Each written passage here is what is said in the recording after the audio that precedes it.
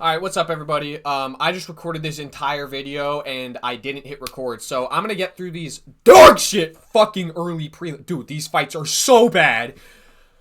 I'm gonna get through these early prelims really quick. Let's just get to it. I don't know why I'm fucking talking. Alright. Mo Usman versus Hamdi Abdelwahab. I'm going with Hamdi Abdelwahab. I don't care that he's not on steroids anymore. Mo Usman is not very good. If Mo Usman wins, who fucking cares? Great fight. Alright, let's settle down a little. Great fight at flyweight. Bit of a mismatch. You'll see that on this card a lot. There's quite a few mismatches on this card, as there is on a lot of UFC cards. They're just not very good at matchmaking, apparently. But, yeah, we got Tagir Ulanbekov versus Azat Maksum here. Before I start, as you see at the bottom there are rankings and ratings. Go look at the spreadsheet. It's in the description of this video, of every video, and in our channel description. It is our channel spreadsheet. It has pretty much every relevant fighter in the UFC outside of women's MMA and heavyweight. And it has their ranking, so either the top 15 ranking by the UFC, the official ones, or outside of the top 15, we make our own rankings subjectively. And then a rating, just like Madden, FIFA, 2K, like an overall rating. So as you can see, Tagir Ulanbekov, very high at 86 overall. Azat Maksum, very solid at 77 overall. Total mismatch in every way, pretty much, stylistically, in the overall, in the rating, in the odds, in the rankings. I fucking said that, I think, but yeah. I'm going to go through Ulanbekov by finish, probably by finish. I see him getting maybe a TKO here with some cool kicks, maybe a body kick TKO, and then he follows it up with some punches like he did. Is it Cody Durden? I know he subbed Cody Durden, but he dropped him with some shit before that. All right. We got Ismail Nardiev versus Jun Yong Park. Great fight. Bit of a mismatch again. I'm going to have to go with Jun Yong Park here. Nardiev is solid, right? He had a insane debut when he first debuted in the UFC, where he broke the 8-fight win streak of Michel Prazeres. That was down at welterweight, if I remember right. But he broke the 8-fight win streak of Michel Prazeres. People forget, man. Tractor, whatever the fuck that guy's name was. He wasn't very good, but he went on an 8-fight win streak. It was kind of crazy. What am I getting to? Then he lost a few, got cut, came back after a really bad regional scene. Like, he didn't fight well, he didn't get wins, but he came back on short notice against Bruno Silva, beat Bruno Silva because Bruno Silva is a husk of a human being. And now he's fighting Jun Yong Park a while later. I feel like that fight was a really long time ago. I might be tripping, but I feel like that fight was like a year ago when he fought Bruno Silva. But yeah. Gotta go with Jun Yong Park here. He's just a really, really solid middleweight. He doesn't do anything particularly well. He has a good sub game for middleweight for sure, but he's just really solid. He hits hard. He has good technical striking. He's not the biggest guy, but I think he'll get it done pretty easily, by KO maybe. We got Oban Elliott or Suk-Young Ko versus Oban Elliott. Ko's good. He's like an okay regional prospect. He beat a good prospect on the Contender Series, that's for sure. That guy, Jacare Cavalcanti, or Igor Cavalcanti, that guy was solid, like hyped up prospect, and then Ko beat him in a bit of an upset. That was cool. But, I don't know. This is just a mismatch. Oban Elliott's on a 3-fight win streak in the UFC. The odds obviously say that, and our rating of Oban Elliott, I'm pretty high. I mean, 80 overall for a guy ranked number 43 is really good. So, yeah, I'm going to have to go with Oban Elliott here. I don't really care how he gets it done. Maybe however he really wants. Maybe sub, maybe KO, who knows. But I don't think Suk-Young Ko is like a winless guy in the UFC. I think he can definitely get some wins against some of the bottom feeder welterweights. But yeah, definitely an easy win for Oban here. Bit of a mismatch again. We got Muhammad Naimov versus Bogdan Grad. Yeah, gotta go with Muhammad Naimov here. He's a weird one because doesn't have a deep bag. He's a very simple fighter. He's super strong, hits really hard, is super aggressive with solid technical grappling and, very rudimentary striking. But it works at a division like featherweight where this guy's big and strong and he can bully a lot of guys around. He's going to beat these bottom feeder featherweights, which is what I think Bogdan Grad is. He's okay. He's very okay. I'm just not very high on him at all. I think this is a pretty light win for Naimov here. I think he'll get it done pretty much however he wants. So yeah. All right, we got Nazim Sadikov, the Black Wolf, versus Nicholas Mata. Now, I will be the first to admit I am a Nazim Sadikov hater. Now, is that justified? Not really. Like, I don't know. This guy just fucking pisses me off. I don't know what it is about him. I don't like him. I just don't. I don't know what it is, man. I just don't like this fucker. So maybe is he more realistically like a 78 overall? Yes.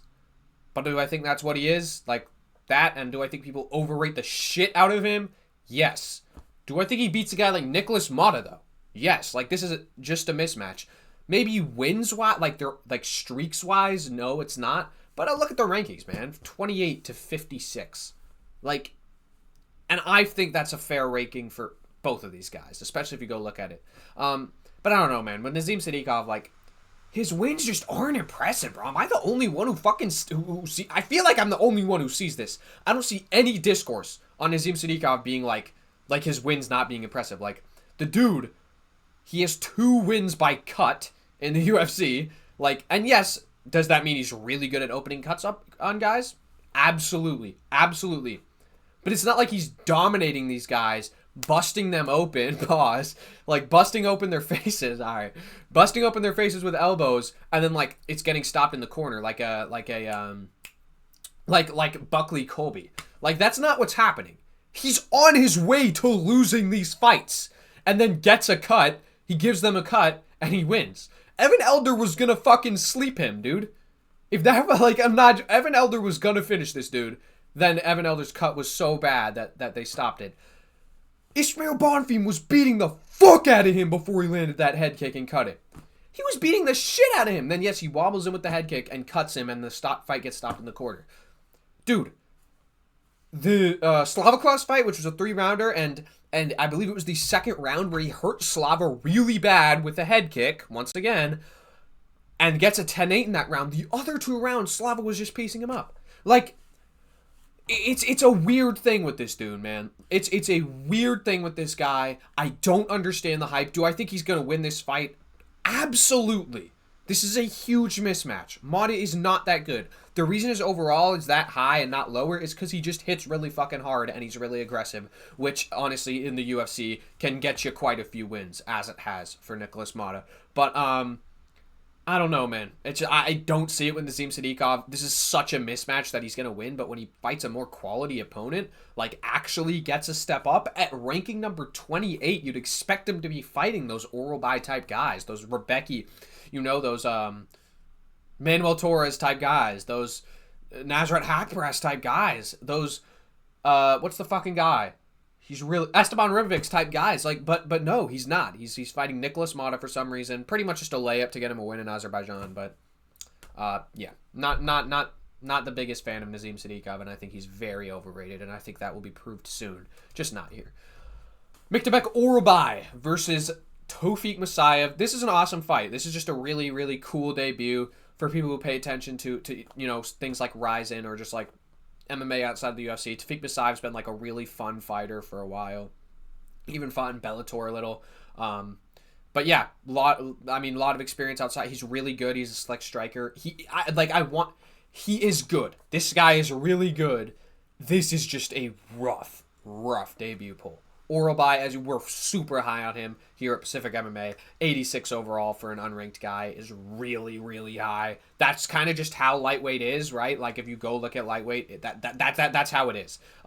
There's probably 5 other Miktabek Orolbais in terms of overall, like, at that unranked area of lightweight, because it's just so stacked down there. But yeah, man, it's a rough debut poll for Tofik Musayev. I think Orolbai's really good. I think he might even be, this is crazy to say, he might even be underrated.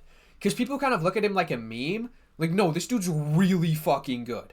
And then even when they look at his fighting, they just think of him for, like, that war with Rebecki. Like, no, outside of that, man, this guy is really, really good. So, yeah, I think he's going to win here. Musayev, I believe, is 35. He is not a young guy. He's had a lot of wear and tear. He had a rough loss to, I'm not going to remember the guy's name. Another Russian guy. It's Andre something. Where he got body kick TKO'd. I believe it was a spinning kick or some shit. He had a rough. Oh, how the fuck don't I remember that guy's name? He's another like legend outside the UFC, but I'm not gonna remember it. But it's like I think it's Andre something. That was a good fight though, and yeah, I don't know. Musayev, I think if he sticks around, he'll get a few wins. If he doesn't, because maybe he's just like coming in for a one fight thing for Azerbaijan and whatever, like that's cool too. He's had a very great career outside of the UFC.